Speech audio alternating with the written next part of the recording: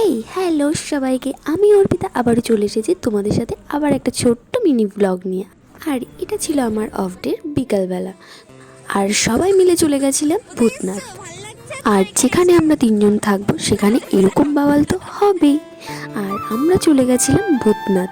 আর এই যে দেখছো এটা হলো রনিদা, আর এই সাইডে যেটা ছিল সে হলো সম্পাদি। তোমরা তো অনেকেই আমার ভিডিওতে এদেরকে দেখেছো। আর আমরা সবসময় চেষ্টা করি অফ ডে দিনগুলোতে একসাথে সেলিব্রেট করার। ও আর একটা কথা বলতে ভুলে গেছিলাম, আমরা তিনজনে কিন্তু একসাথেই কাজ করি, আর সেখান থেকেই আমাদের বন্ধুত্ব শুরু। আর আমার প্রায় ভিডিওতে তোমরা এদের দেখতে পাও, তাই নতুন করে বলার আর কিচ্ছু নেই। আর তারপর বাবা ভূতনাথ মন্দিরে প্রবেশ করব বলে গঙ্গার পাড়ে চলে গেছিলাম একটু শুদ্ধ হয়ে নিতে। দেন তারপর আমরা ডালা কিনে সেটা নিয়ে বাবার মন্দিরে প্রবেশ করব।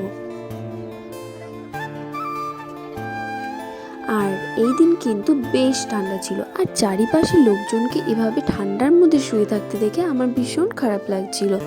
তারপর ওখান থেকে সোজা চলে আসলাম ডালা কিনতে। এই ডালা নিয়ে লাইন দিয়ে সোজা প্রবেশ করলাম ভূতনাথ মন্দিরে। যেহেতু ওখানে কোনো ভিডিওস ক্লিপ নেওয়া অ্যালাউ নেই, তাই আমি আর ভেতরে কোনো ভিডিওস ফটোস নিতে পারিনি, তাই বাইরের দৃশ্যটাই তোমাদেরকে দেখালাম।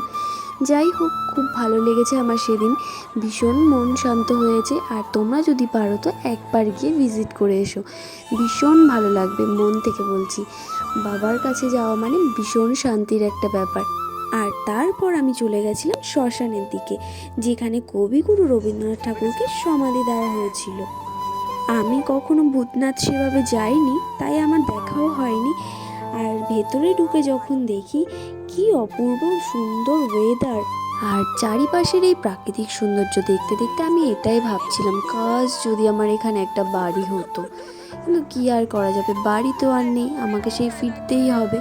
আর ভূতনাথ না আসলে আমি জানতেই পারতাম না এত সুন্দর একটা জায়গার কথা। আর এখানে এসে আমার সত্যি মনটা ভীষণ হালকা হয়েছিল।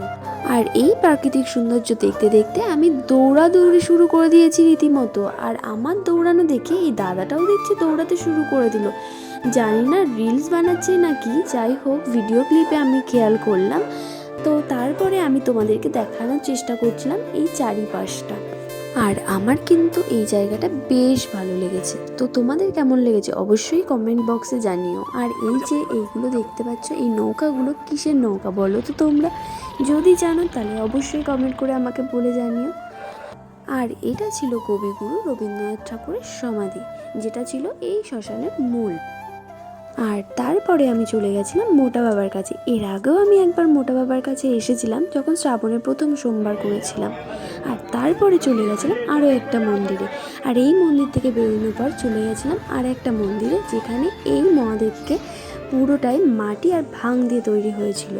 সেটা দেখার পর আমরা সবাই মিলে চলে গেছিলাম চায়ের দোকানে।